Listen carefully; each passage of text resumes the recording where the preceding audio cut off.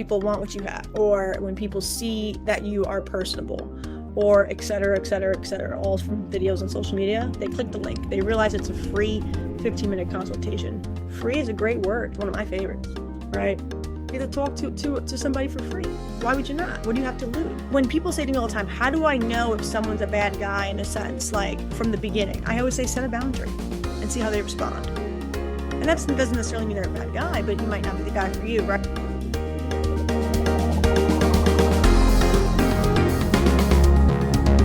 Lisa, welcome back to the show. How you doing?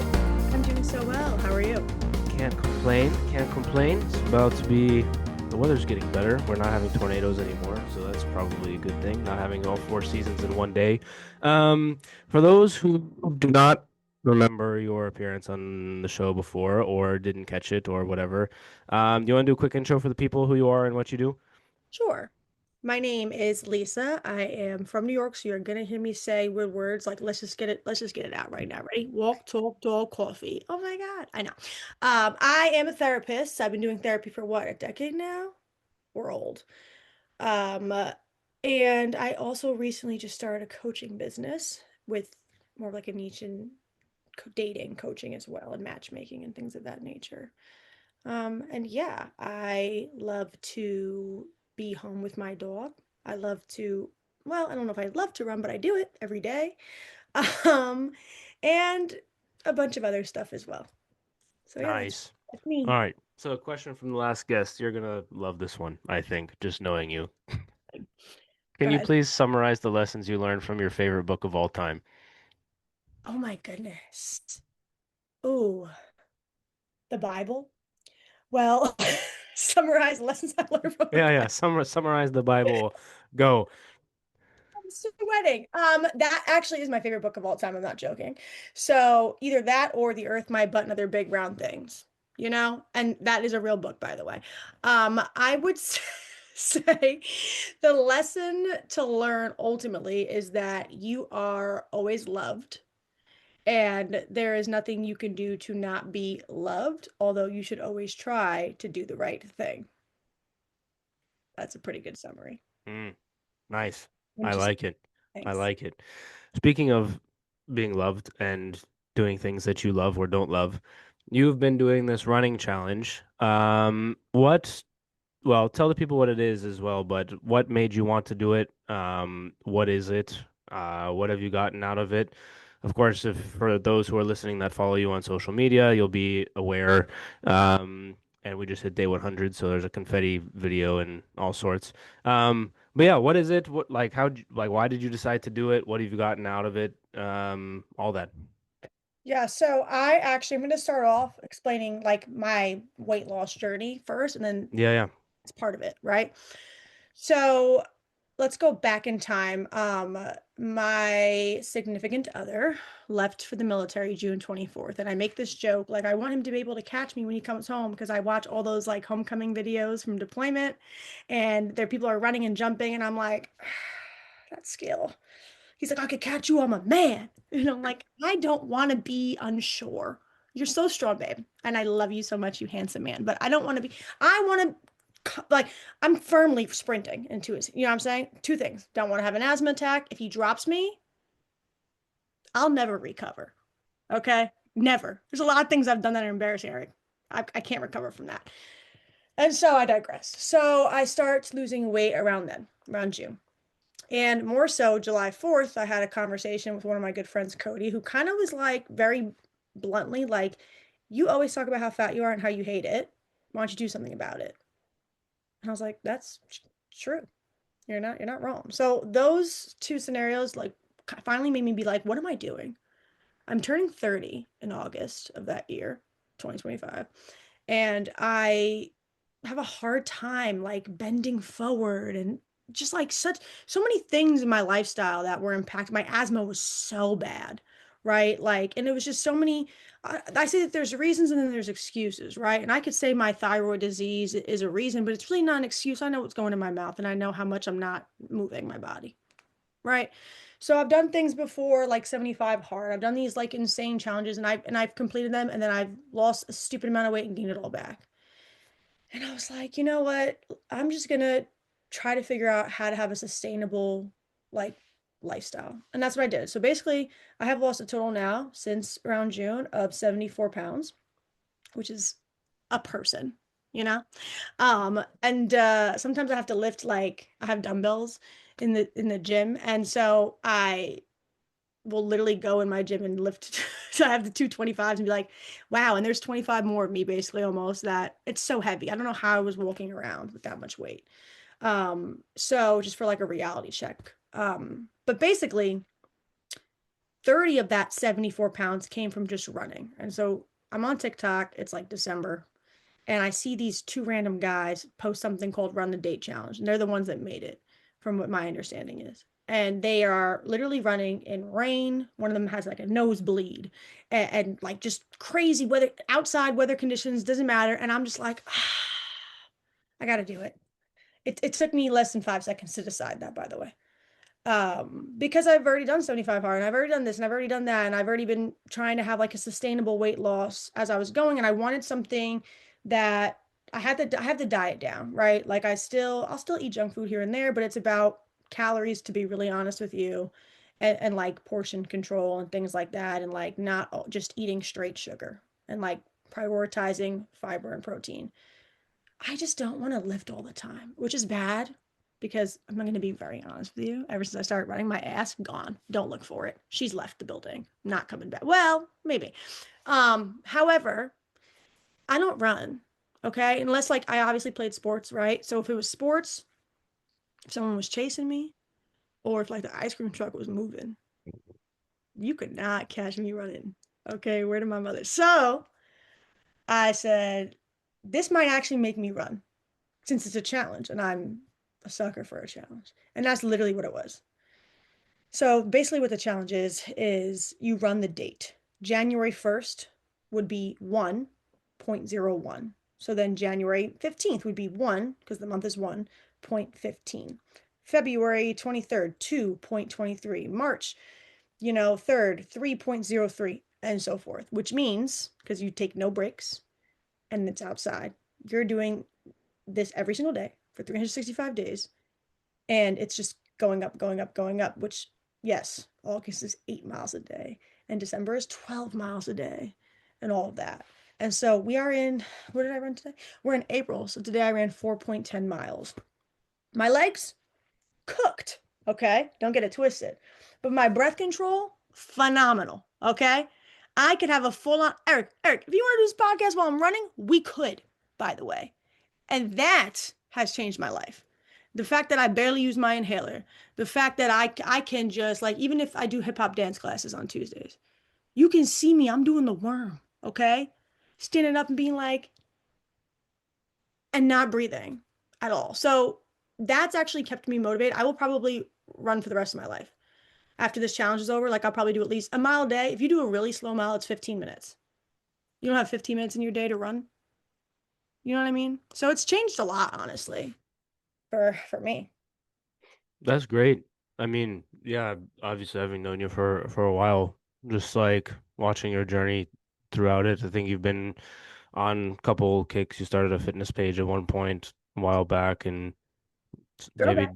maybe it didn't stick or whatever. But no, I'm really happy for you that you've been able to do that. I mean, obviously things in our lives have changed, and so it's a good way to kind of, as we get older, sustain those sort of things. So no, it's all good things for sure. The other elephant that's in the room, well, that one's not really an elephant in the room, but the elephant in the room, of course, other people who will probably follow you on social media will probably be aware that you are part of a thing called Matchmaker Virginia, or VA, and that you are not doing that anymore.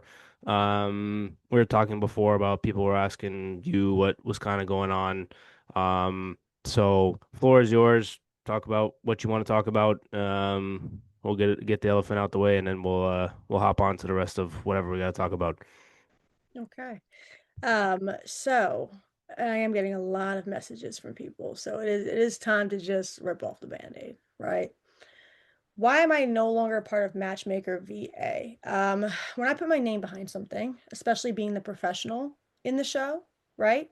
And if you don't know, right, it's a dating show for Virginia, basically. And the idea of it is that is it compatibility or is it attraction? Is the idea. But the show's kind of complicated to understand even for people who were a part of it.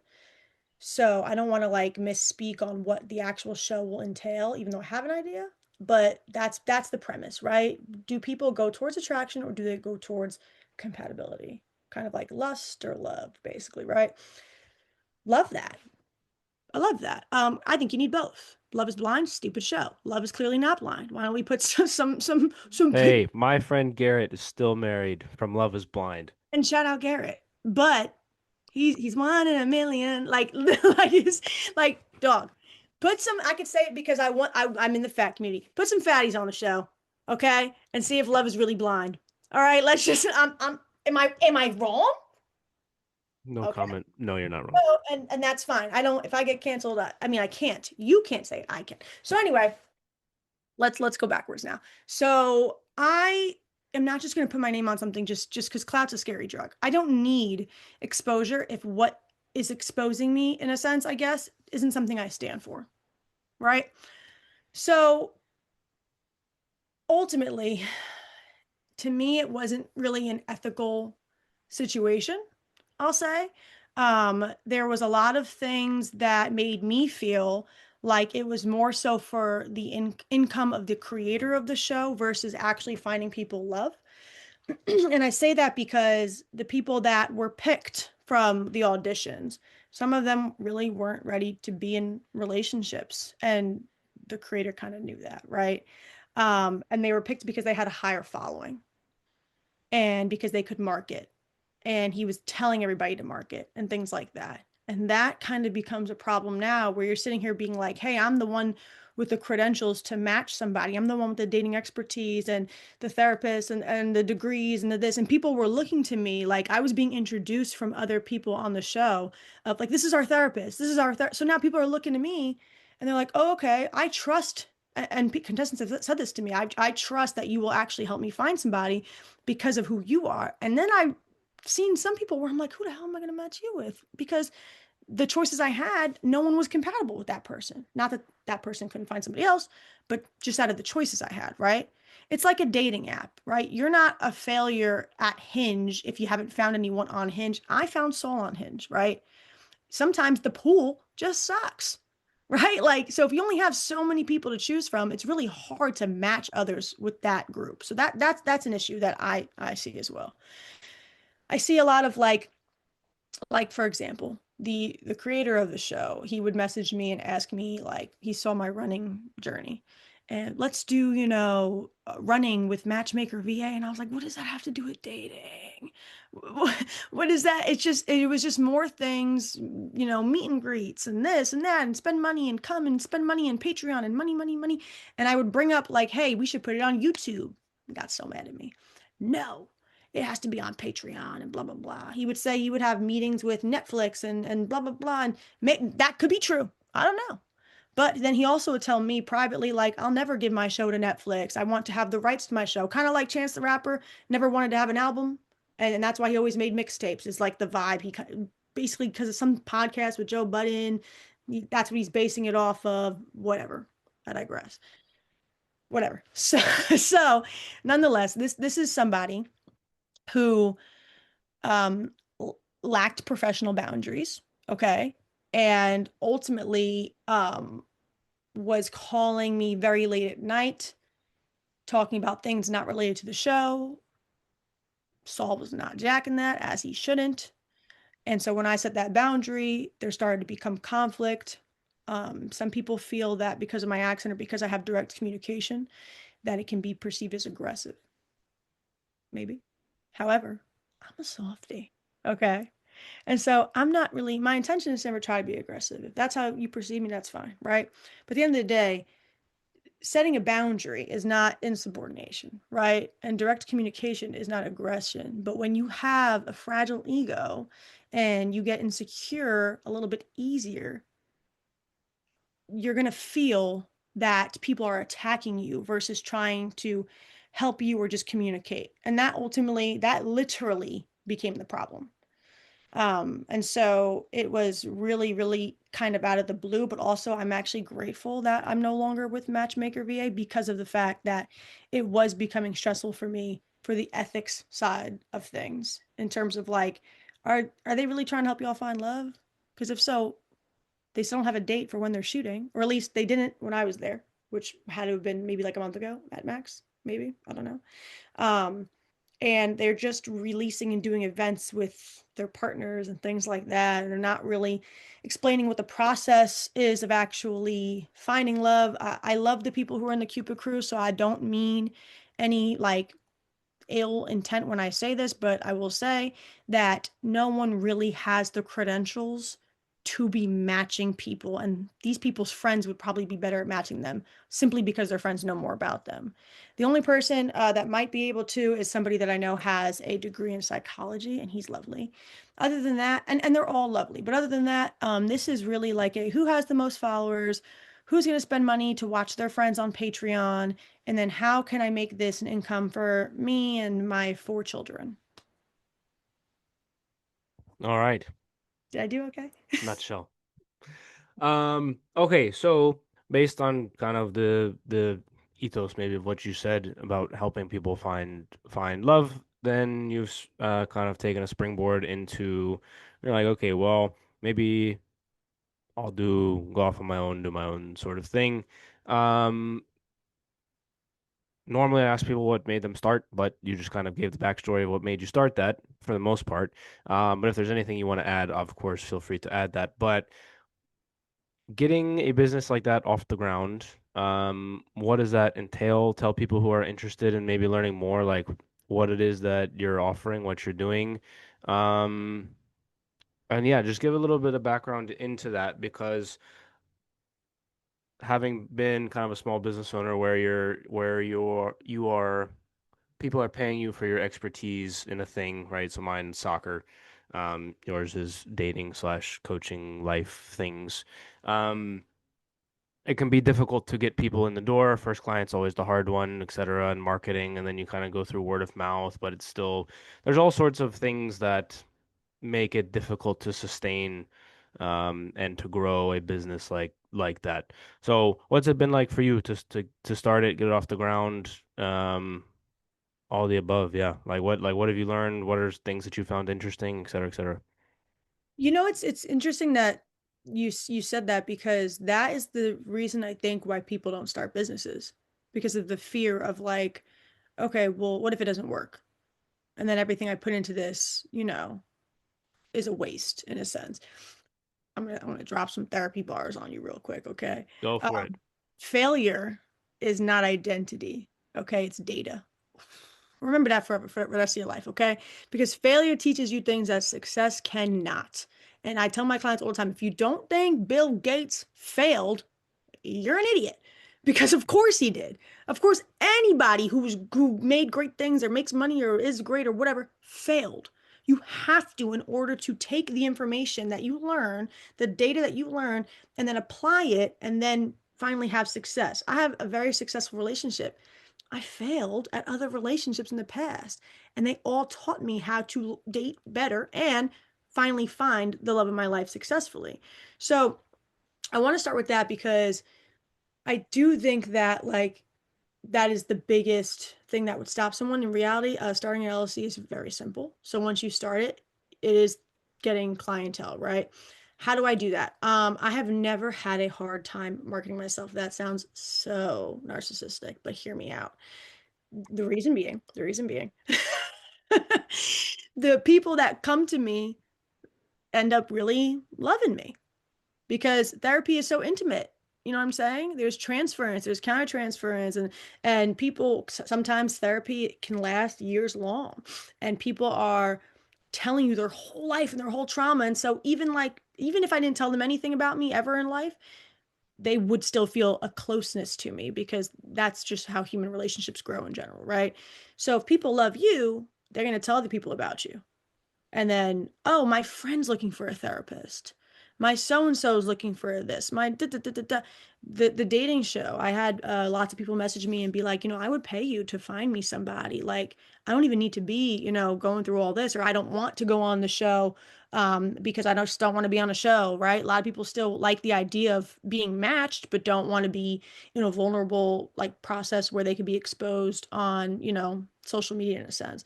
So, hey, can you just find me somebody? Like, and that really is it's word of mouth mainly. I'll say that. The second thing that I'll say is you have to market yourself like you know that you are the person that this person needs. And what I mean by that is, I guess, as corny as it can sound, is believing in the product, right? If you don't think you can really help people, just like if you don't think you could coach people in soccer, then they're not going to think that you can coach them in soccer. I told a colleague she was newer to becoming a therapist, and she was always so anxious and nervous when we were doing like little like mock therapy sessions or whatever. And I said to her, they're coming to you because you're the professional. What are you nervous about? You're the one that gets to now use the degree and the this and the that and apply it in a sense. They don't know nothing about this. Imposter syndrome F. Right. And so, I think that because I'm 30 versus maybe if I started this when I was 20, well, when I graduated grad school, so 22, however old I may have been, I probably would have been a little bit more scared to do so because I'm further in my career now and I have more experience now and I know and I've watched success happen with so many people that I have helped or my own personal friends too that I'm like, yeah, no, I know I can do this. I know I can help people. I've done it. I've done it so many, I've had so many tears, happy tears in my office and thank yous, and you've changed my life or you've saved my life that I am gas all the way up now into believing that I can help anybody with any, and I mean that with any issue that they were to bring to me. And then usually within the first few minutes of talking to somebody that is intentional about coming to me, I can figure out what parts of the problems are. Of course, I need to know way more, than a few minutes. But people think I'm always on. They're like, stop psychoanalyzing me. Like, first of all, I'm off the clock. Relax. My brain is off.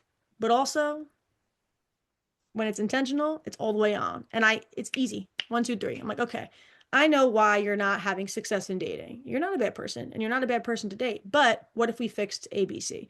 So to answer your question, because I've made that a winded answer now, is having confidence in yourself, being good and having people see you be good and then they tell other people. And then lastly, I'll say I make videos every day, every single day. I'm posting all the time. My marketing is all social media right now. So I am, for me, besides word of mouth, I am constantly like the amount of I've recently gained, I don't even know, like 500 or 600 Instagram followers in the past like 2 weeks, I think, from videos going viral. I have like over a million. Why are you laughing? Because I know what the video is. Keep going. So yeah, and if you want to see it, go look at my Instagram. It'll be posted, right? But yeah, I have a million. I'm scared now. I have a million plus, excuse me, views on my Instagram page. And so what's happening is people are watching my videos and they're saying, "Oh my goodness, she's so," because this is really truly my style of therapy is I'm down to earth. I'm not there to be like in a lab coat and be like, "So, how did that make you feel?" You know what I'm saying? I'm there to be like, "Yo, what up?" Like they need to feel like they can tell me stuff. No one wants to look at someone that's like this and then tell them their most traumatic things, right? They want to look at an equal. We are equals. And so, when people see my personality, when people see Saul in my relationship, and they're like, I want that. People have said, like, y'all are the last two making me believe in love, which is such a compliment. And it's truly such, you and Jen have been out the game for a while in terms of like being a new love. So shut up. Okay. That's, okay. So if people want what you have, right? Um, that's actually a great answer too. When people want what you have, or when people see that you are personable, or et cetera, et cetera, et cetera, all from videos on social media, they click the link. They realize it's a free 15-minute consultation. Free is a great word. It's one of my favorites, right? You get to talk to somebody for free. Why would you not? What do you have to lose? And then in that 15 minutes, I'll be honest and I'll say, I don't think this is for you. Because one thing about me is I'm not a liar. I'm going to tell you. So after that, I basically, in that 15 minutes, I do a little bit of a little assessing to see where they're at and what their dating goals are or other goals, life, career, finance, etc. And then we talk about pricing and we get you scheduled to go. Nice. I think we probably talked about this last time a little bit, but in terms of dating market now, I think what I am reading on other social media things and people that are talking about it and things that I'm hearing is like the dating apps from the male's perspective is making it next to impossible because there's so many options in the competition, and so it's like for some, like it's not even worth it to try, or two, they're like, I don't want to go out to meet somebody because whatever reason, I don't like, people would not say this, but like social media maybe making people feel uncomfortable in face-to-face interactions because they're used to talking behind text or a screen or whatever. Like, what sorts of things are you seeing, generally speaking, that like kind of across the board? Of course, every person will have different their own things that they got to work on or strengths and weaknesses, but in terms of things that you're maybe consistently seeing that people are having to deal with, whether it's themselves or just like in the general dating market, like what sorts of things are people seeing? What sorts of things are you seeing? Um, like you said, I don't know. But hearsay has been telling me that it's not fun. Yeah, I'm so glad I'm out of there. I'll say there's a few trends I've noticed, and they're just trends that I've noticed. It's not all 100% true, right? They're just patterns that I've been made aware of. And a lot of them are race based, actually, interestingly enough. Would you be comfortable with me talking about what I mean by that? Fire away. Okay. So I've interviewed a lot of different people because of the show and et cetera. And I've noticed, and then we're going to talk about men first for a second. White men usually were very comfortable with like the dynamic of a traditional kind of like lifestyle where they pay bills and they have like the nurturing type of home caring woman in a sense, home taking care. I can't think of the word. Um, Homemaker, that's it, woman. But they want their woman to be physically fit, very in shape. That was a trend that I noticed with a lot of people. And I'm not saying all white men, but what I have noticed is they're like, you need to go to the gym. You need to maintain your body. I want you to have good health. Da, da, da. Money, I don't care. Go to the gym. The black men that I interviewed did not care at all.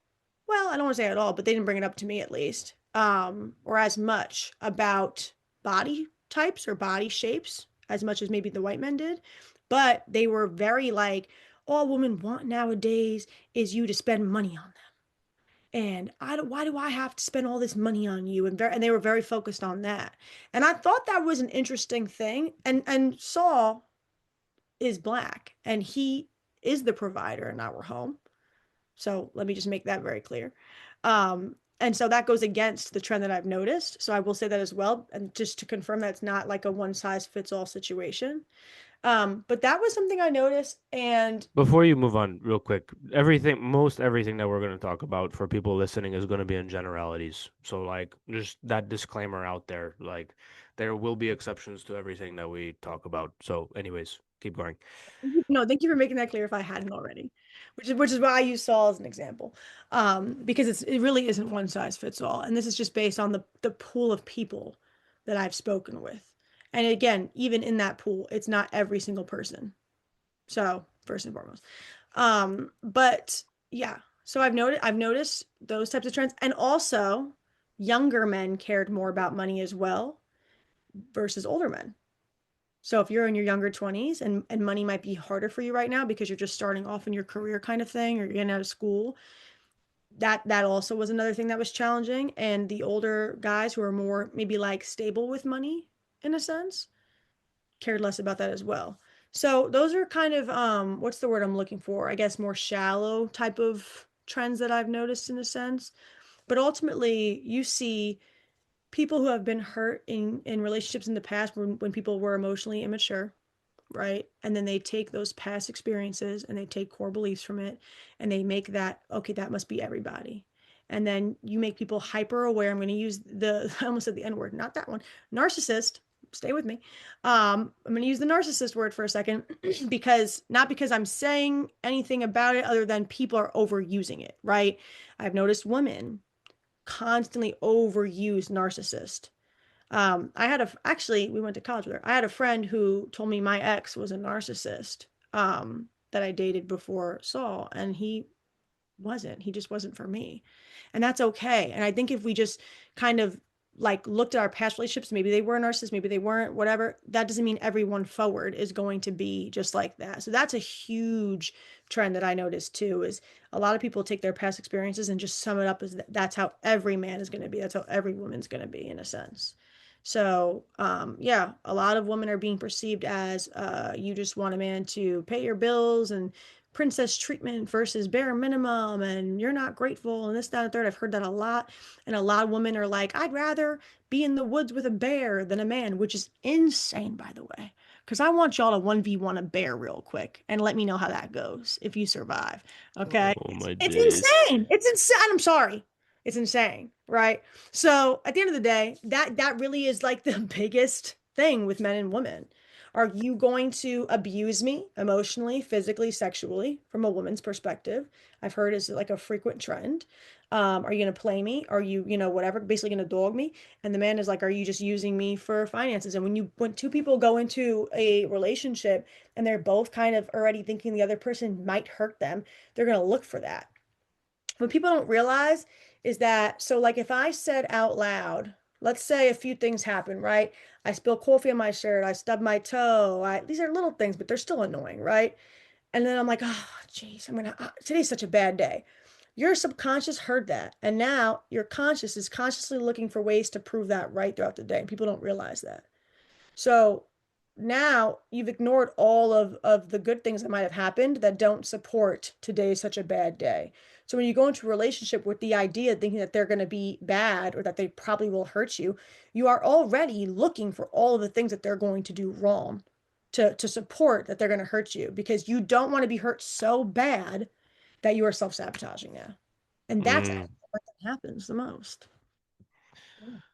Where are men and women like talking past each other? Because I think that's probably a big thing, right? Like I try to understand my wife, and am I always have to remember that she approaches the same thing in a different way because we're different people.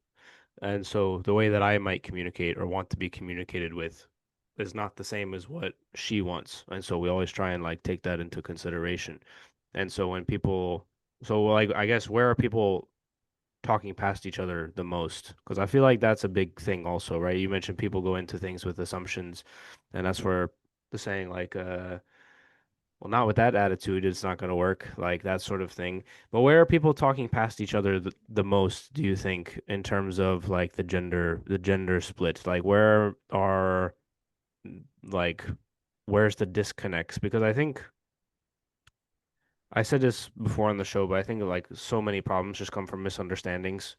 Um, that are that then blow up and fester and get bigger, and it's completely needless. It was off one misunderstanding 6 months ago on something that was never resolved because the communication wasn't there. And of course that maybe would be in a more long-term relationship, but even like in the initial sort of dating pool, somebody sees somebody at a bar or at a gym or whatever, like where, like just where are people talking past each other? Like where's like why is everyone, I say everyone, the people, what I'm seeing, why are people saying that it's so hard?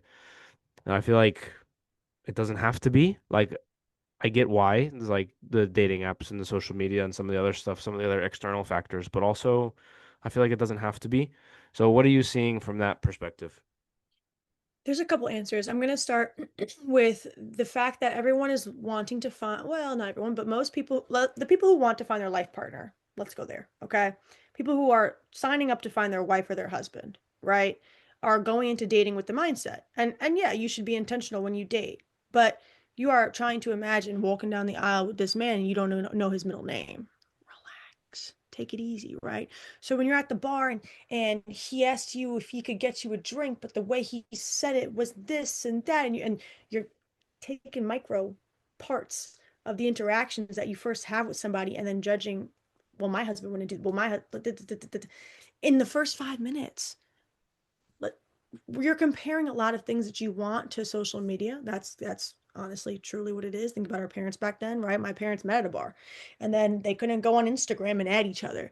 They had to go, my dad had to knock on my mother's door and have the date already planned for 7 p.m. at da da da da da, which meant that they were intentional about dating and didn't have to think about what other people's relationships looked like. And well, he said this, but on social media, that's not what I, so that's a huge part of it, right? Is like, what do you actually want? Just because maybe I have a more traditional lifestyle with Saul does not mean that that's right. That just means that that's my preference, right?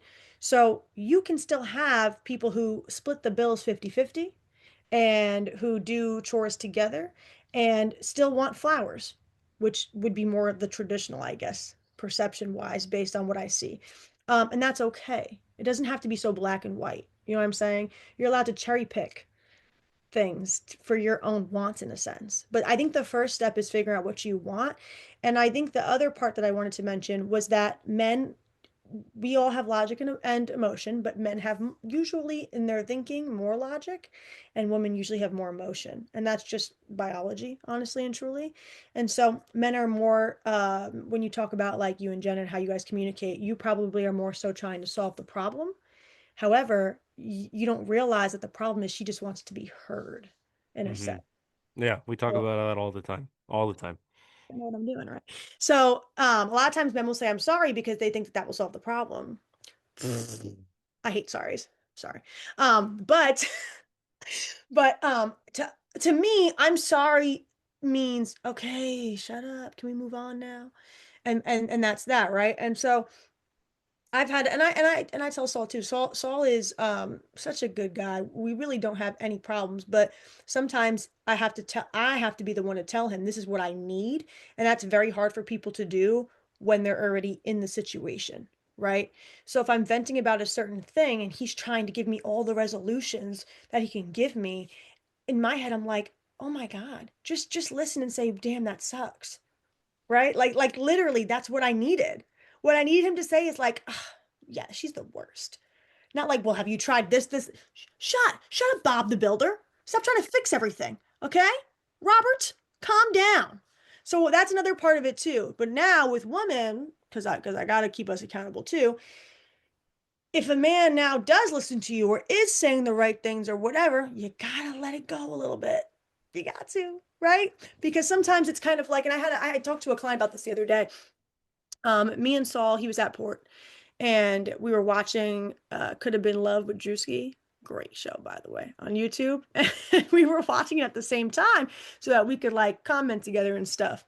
And I don't remember what it was that he said exactly, but I had said something, he had said something that had made me feel like judged. And that is never his intention, but that's just how I perceived it, right? And so in that moment, I was like, why would you say that? And he didn't even know what I meant. Like he didn't see how it could be offensive. So that's step one. I had to explain why what he did upset me instead of becoming quiet or giving him the silent treatment, right? Or now being a jerk back in a sense, because perception, intention. Okay. I always say intent doesn't take away the impact sometimes, but it does understand that this person is not trying to hurt you. Right. So he didn't know that what he said came across that way. And after I explained it, he understood. And then after he understood, he validated it and basically just went forward and said, that really wasn't my intention, but I understand how that made you upset. I won't say it again. And I am sorry for that in a sense. Now, what am I supposed to do? Still be angry? It was a Chef Boyardee type of response. It's almost like I carved that, which I did. Tell your mom. So what do I do now? I gotta let it go, right? I can take a second to pause and just say, like I need a few minutes or I need space or whatever. But ultimately, space doesn't solve too much when the problem's been addressed and validated in my perspective. And a lot of times people aren't doing that. People are staying angry and expecting something else, but there really isn't that much more. What should he have done? Should he have sent me flowers to apologize? That's materialistic in a sense. What do I need that for? He's owning up to it. He's validating how I feel, and that's the biggest part of it. And now he's not, and if he did it again, that's different.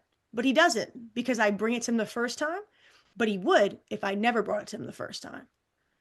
So that's the disconnect, right? No one is really communicating in the way because I always say transparency is the best form of communication. People feel too vulnerable to communicate transparently, and they also feel like so exposed to where they're even more like susceptible to get hurt in a sense, and that's not the case. When people say to me all the time, how do I know if someone's a bad guy in a sense, like from the beginning? I always say set a boundary and see how they respond. And that doesn't necessarily mean they're a bad guy, but he might not be the guy for you, right? So if your boundary is, hey, I don't really want to have sex until, we're in a relationship, if you're in the dating process, right? The guy can respond in multiple ways, and none of them makes him a bad guy, by the way. But in terms of if it's your boundary and that's not what he wants, you guys should stop talking. The way he responds is important to pay attention to because if he tries to limit test you, right, or give you pushback in a sense, it's not a good sign. But if he says, "Hey, I totally respect that," or asks questions about your boundary or whatever, just to understand it more, it's a great sign. So just be honest. Honesty is the best policy. I'm missing a lot. Usually. Um, usually. Cool. Um, what about, I was thinking as you were talking about that, when you mentioned Drewski, some of the social media things that have gone. So Chris Williamson, you know who he is? Yeah. Modern Wisdom podcast. He does a bunch of stuff on kind of like the dating things. I mean, he does other interviews as well, but he's got he had an episode recently where he was talking about the people in like the manosphere, so those types of people and how they influence people, and then on the flip side, the call her daddy type Mhm. podcast listener people types. And he mentioned that I only know like I guess the person that hosts Call Her Daddy, I don't even know what her name is. But anyways, I guess she got engaged and all of her fans after were upset with her because like the beginning of the podcast was always like, yeah, go party, single girl boss weekend, whatever, and then she got engaged and then people were upset. And so like one that struck me as odd, but you've got both sides of this. So you've got that and then you've got these like manosphere types that like are talking about yachts and Bugattis and the rest of the stuff. Exactly. But how like I don't know, half of me is like they're just in their little bubble and it's not actually impacting society. And then there's also the other half of me, which is like, this might be a real problem because, I mean, you've got whatever portion of the population for like the younger generation that's just like kind of checked out from things in a like I was coaching a kid in soccer the other day, and he goes, "Oh yeah, I just got brain rot, and I'm listening to all these things." And I'm like, "You're 10, dude. Like, why do you even know what any of these things are?" Not he wasn't talking about the manosphere types, but the fact that they're checked out of like interacting with people, and they're kind of I I don't didn't know even what the have a right phone. word is, huh? Didn't even have my first phone was after 10 and it was a flip phone. So I hear Yeah. what you're Anyways, so like I don't like so that struck me as interesting too, because those two sides of that coin impact the dating pool in some non-zero way. Um, I'd be curious to know if you've come across like either of these sorts of phenomena in your own practice, or like just how like it could even be kind of they don't even know that they're saying the things that like it's like their little things have kind of built themselves into the way that people think about stuff. I don't know if there's a question in there, but just a bunch of thoughts. I don't know if you have thoughts on all that. I do. So like I immediately think of Meg the Stallion, Hot Girl Summer. entails to be single and to be a hot girl and this and that and she literally had to come out and say you could be a hot girl with a boo when she that's how she said it when she stepped out with a man because same thing with the call her daddy girl I guess right people are idolizing people to feel safer. That's literally what it is. Because if somebody you admire is single, it's okay that you're single. Because a lot of people hold value in if people don't want to date me, there must be something wrong with me. Oh, but look, that girl's great and she's single. So then there's nothing wrong with me in a sense. It's insane, actually. Parasocial relationships is a huge way to get famous on social media. And I know an influencer comes to mind that I am friends with who actually taught me that. And that's something I just can't get behind. I cannot understand telling people people that are strangers on the internet, making them feel like we have a relationship in a sense when I don't know them, just to get them to like my videos. And that may hurt me, right? But I also can't pretend. And so when you talk about this, I also think of ChatGPT. Yeah. We'll get to AI and the sex robots. Yeah. And so that I mean, but they're all it's the same thing, right? It's people, whether they're celebrities that you admire or the robot telling you what you want to hear, right? Basically making you feel like you're okay and you're safe and you're fine when you're sad about something in yourself, which actually removes accountability, by the way, so that you can, be not depressed, I guess, for lack of a better word, and then live life when in reality, we don't know these people at all. And social media is so fake. It's so fake. You know what I'm saying? That's why I try so hard to be so authentic with my posts because I'm trying to actually flip that a little bit. But I know people who do it and that aren't that character they play on social media 24/7. So when you attach yourself to somebody and you say, I want to be like them, and then they're like, oh, I'm in a happy relationship. Oh, how could you do that to me? Because human beings want love. That's just the case. You know what I'm saying? Humans are we're there was I might have brought this up in a previous podcast episode with you, but there was a study done where people in assisted living facilities who had interactions with touch more than people who did not actually lived longer than the people who did not experience touch. We need love. We need literal physical touch, hugs, compassion, all of those things. And that's okay. And I try to tell people, especially my clients, all the time, it's okay if you tell me that you want to be in a relationship and it bothers you that you're single. But people think that's so vulnerable to say. I don't need no man. I don't need no bitch. Right? Some New York man says today in my ear, echoing from my past. Literally. That's literally how people speak when they're so defensive about it in a sense. And you can't really get defensive about something that you have security in, right? I use the example, um, if I told you, that this Coke Zero, not sponsored, was blue, what would you say? It's not. You're an idiot. You're a stupid, dumb idiot. How do you not see that it's blue? Oh, well, I guess I'm a stupid dumb idiot then.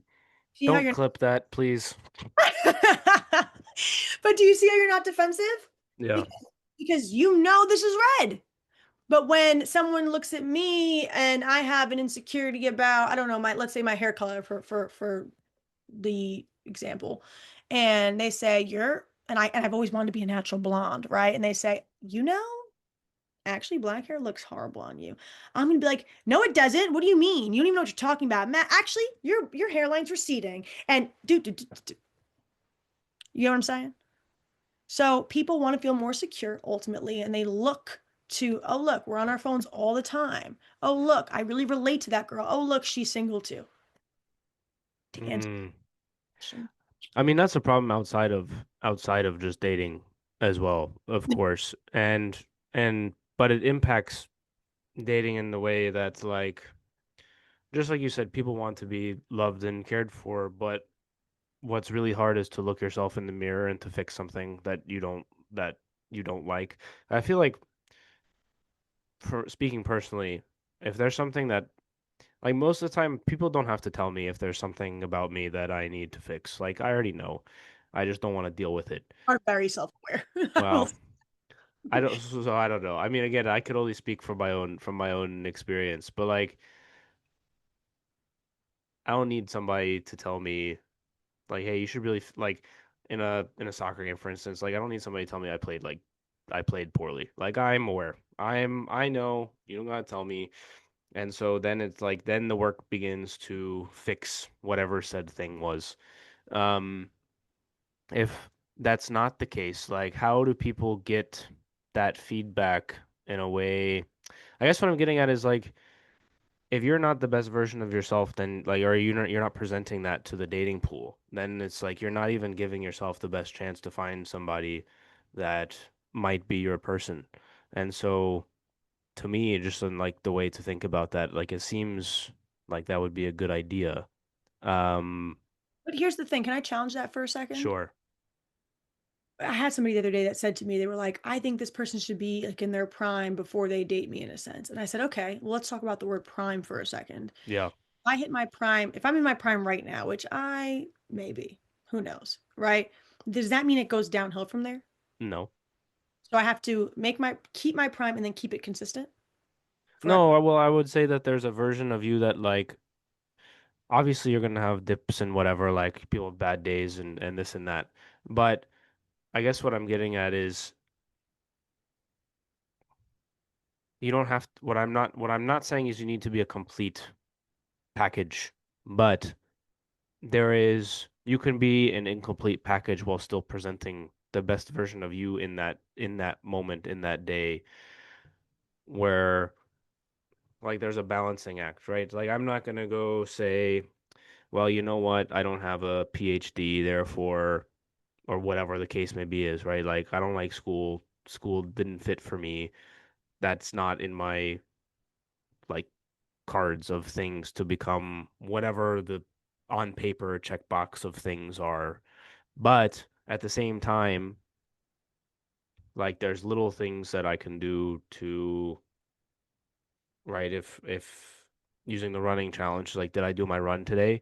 Well, if I didn't, then one, then I'm not holding myself accountable and the discipline and the rest of the thing. Like that's more of what I mean than like because everyone changes every day. People learn new things, you become smarter, more wise as you get older, then you're in less good shape, whatever. There's all sorts of things that happen. But you can still present like sort of a better version, I guess is more of what I'm getting at. Like it doesn't have to be the complete final package, but also there's ways that you can improve on yourself and show that you're working on it, I guess is more of what I mean. Like like the drive to improve, I guess is more of what I mean than like being a complete package that makes somebody makes $1 million and they've got a six pack and they've got a private jet and whatever else. That's more of what I meant. Yeah. So the way I feel about that is that I agree with the my mom used to say dress the way you'd like to be addressed. She would say Mm. because I have a tomboy side to me, right? So yes, you see lashes today and the makeup and this, that, third, but you'll also see my Adam Sandler outfits. And it's real. And so, and also now that I'm skinny, I have so many Adam Sandler t-shirts. It's fantastic. They're like dresses on me. So I 100% would love to leave the house sometimes in like sweats and my hair in a bun and this, that, and the third. And what I've noticed, so like, and I'm going to use Saul again as an example. Love you, shout out. His style, he wanted some advice on. And I loved that. I think that was great that he came to me and was like, "Hey, I would like to better my style in a sense." But then when I started trying to help him, he was like, "Oh, but I just wanna, wear these 90s basketball shorts that go down to my ankles and I just wanna." I said I loved him, right? So I had to tell him, I said, And one mixtape. I said, when we go out in public, if I look like this and you're wearing your basketball shorts, do we look like we go together? He was like, no. I'm like, exactly. Fix it. I was like, you got, because I'm not going down, right? So there's that part of it too, right? Where yes, you should want to be the best version of yourself as much as you can with giving yourself grace at times. Because right now, am I having my favorite time of life? No, Saul has been gone for I think 290 something days at this point. So I do have days where I'm just like, damn, right? And I'm not always like chipper in a sense. So I hear what you're saying when you say that, but I want to add like if you do have Adam Sandler days, and I think this is where people mess up dating apps, you need to show that.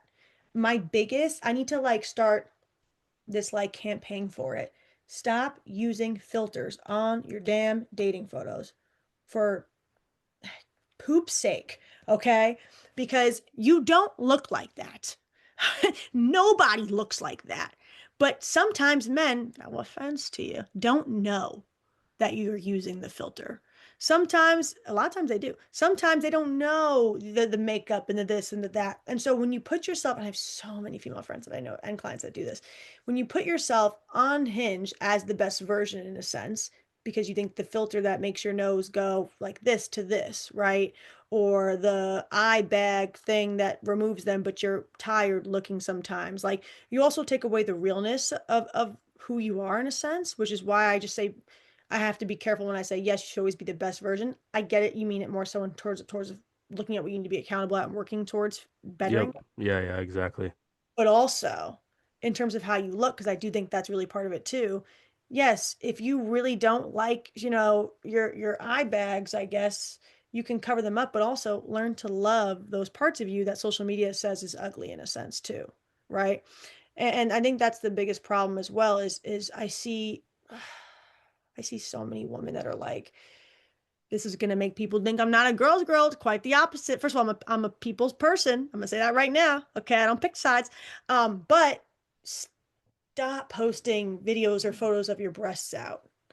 You know what I'm saying? Stop. It's real. It's real because you're getting judged online by what you look like, right? And so when you are trying to sell yourself in a sense, you have first of all you have to sell every version of yourself, the Adam Sandler version too, right? But also, why are you using qualities that you think somebody would want and then like amplifying it? You know what I'm saying? So that comes with the boobs and the filters and the this and the that. And that's the only part time where I tell people, okay, you don't have to look like a 10 every single day because that's not realistic. And Yeah. I asked Saul the other day, I was like, when I took my eyelashes off for the first time, was it like a jump scare or what? Right? Like, and he's never going to tell me the truth, even if he was a jump scare. So bless him. But I have to also, show that side of me in a sense and also be comfortable with that side of me. So that's why it's like a two-sided thing, right? There's going to be things that like I could get a nose job because I have a schnoz, but I'm not going to. So then I have to love my schnoz, right? And that's why I make the jokes and I call it a schnoz and this, that, and the third because I really do. I think it fits my face. But then that's the physical part. When you go into the other part that you were talking about, you have to, yes, be in a mentality where you are okay, excuse me, with knowing that you are not the best at every single thing in the world. And then what can you get better at and how do you work towards becoming better every day? Mm. You have to be comfortable with your partner saying to you, "Hey, I'm not crazy about this habit. Can you work on it?" And not feeling attacked and feeling hated for that. And saying, "Oh, okay. I actually didn't even notice it. Thank you for pointing it out." i.e., Saul never leaving the toilet seat down, right? Or maybe talking with food in his mouth or things like that, right? That's not my favorite thing. He doesn't do it anymore. But he wasn't offended when I told him. He was now just aware. And that's the difference. Yeah. Most of the time also if it's a partner that's doing that, it's out of a place of like they want you to be better as well. So yeah, keeping that in mind I think is super important too. Um where were we going after this? Oh yeah, AI. Speaking of AI, like you gotta be careful when you talk to it. Even like me, when I'm asking it for, hey, can you help me plan out this coaching session or whatever, like, or give me a schedule for this player for the next like 2 months to get them ready for XYZ tryout, this and that. I'll be like, hey, I was thinking about doing this, and it'll tell me like, oh, you're spot on, and it's like, or like it'll be so nice to you, and I have to tell it. I have to tell it to not to be honest with me, and I can see how it would be so easy to just like have it become your BFF. Um, and oh my gosh, I probably dated myself saying BFF, but anyways, I can see how that would be and become a real issue in terms of dating things where dating like the dating market where it's like people don't even want to bother to put themselves out there, feel vulnerable, risk getting rejected when they can just like because the line can start to blur between I'm texting a person or I'm texting like at the end of the day you're texting and like the app that you pull up is just different. So I can see how that would be And AI has so an many issue. flaws. by the way. Yeah. I asked them last year, I said, what are your NBA predictions? Like who do you think is gonna go to the finals? And I was like, what about the Knicks? Obviously. And they were like, well, Julius Randle and RJ Barrett. Oh, you're an idiot. So you don't even know that they're not even on the Knicks anymore. They were like, yeah, Anthony Davis and LeBron James are, and I'm like, yeah, it's not even up to date with the NBA teams and who. So it's not accurate information always, right? And yes, it is programmed to quite literally tell you what you want to hear and to affirm what you want to hear, basically. So that is having, this is going to be a take that I should probably actually make a video about. Um, Having a bad friend that doesn't hold you accountable is like having AI as your friend, if that makes sense. I always say that, and I noticed men do it more than women hold people accountable because women are really afraid of hurting each other's feelings. That's why that girls girl bullshit is so toxic sometimes, because girls girl does should not mean just supporting all the things you do. So like I'll give you a really quick example. There's like Facebook groups for girls and different things and whatever that I'm in, and I see one that's like, "Hey, I'm out of town. Can somebody drive past this address and let me know my boyfriend's been acting weird and blah blah blah." And I'm looking at the comments, everyone's like, "Ugh, I'm down the street, like I'll be right there." Or and I get it, it's girlhood in a way because yeah, crush out over a guy, blah. We are 30. We are 30 years old. If a guy's making you feel like he's got another girl at the house, either he does and you should leave him, or you have to do work on yourself before being in that relationship, right? So the women that were commenting like, I got you, girl, like yeah, like whatever. It's like having AI as your friend in a sense. I wish that there would have been a comment that would be like, well, why don't we just take a step back and ask ourselves why we feel this way? Because it might not be that you're crazy. It might be he's not your husband in that aspect that he makes you feel unsafe in terms of your relationship. Because the bare minimum to a relationship is being loyal, literally. That is like you can make whatever rules you want for your own relationship, but the one rule for monogamous relationships is you can't talk to other people romantically. Literally. That's literally the only rule. Was So it was it me and you? Were we talking about somebody, or maybe it was one of the Love Is Blind shows, or somebody was like interviewing. They're like, "Oh, what's your best quality?" And they're like, "Oh, I'm loyal." And I don't remember. It might have been, I don't remember who it was, but like whoever I was with, we looked at each other and we were like, that is like kind of it the might have floor." been about Matchmaker VA, actually. Oh, well, good. Do you want a refresher at all? It's up to you. Mm, anyways, so let's see. What else do we have to talk about? I don't know. It's tough because I think some of the stuff, like for me, having a conversation like this is both very simple and then very difficult at the same time because people have to take accountability for what they're doing. And then at the same time, there's so many things that are so unique to them and their own situation that speaking in generalities becomes like, well, yeah, you should work on yourself and blah blah blah, and you should communicate and be honest with people, and then hello puppy, and then it's like kind of, well, all right, conversation's wrapped because it's like at the end of the day, people have got to do what's best for them. I like so for you going into like a call like in your consultation and you only get 5 or 10 minutes worth of like data points, like how. So maybe as a sales pitch for somebody that wants to do your 15-minute free consultation, like what sorts of things are you looking for to be able to help them or say whether it's a good fit or not? Because I can see a world in which like we can get into all the general things, right? There's only so much you can tell off for me, like a soccer assessment where I'm there for 20 minutes. Like, okay, yeah, you need to work on all these things. But to actually help and fix problems, you need time and knowledge and expertise. So like what sorts of things are you looking for in that first consultation that if somebody was interested, they would need to know? Well, so the first and foremost, like the first question I'm asking is what are your dating goals, right? Because some people don't want to be married. That's just the truth. Some people are polyamorous. Some people, want to find their husband and wife. So I need to understand what you want first. to be able to see how I'm going to help you with that. And then I want to know a little bit about like what your relationship history has been like to a small degree, because again, it's 15 minutes and I have to be responsible and accountable to myself to keep it to 15 minutes, because if I'm back to back, we got to really keep it to 15 minutes. And that can get really extensive, but ultimately I'm looking for the pattern of, okay, this person, I'm looking for core beliefs usually, right? So like I can give you a made up example. I've been in relationships, I'm always cheated on in a sense. I can't find somebody that won't cheat on me. So I have been just like really locked in to just taking care of myself. And I don't really even have the time to date anymore. And blah, blah, blah. Well, if you don't have the time to date, why are you in this call? So are you not allowing yourself to have the time or saying you don't have the time? Because you don't want to have the time because you're trying to prevent yourself from getting hurt, right?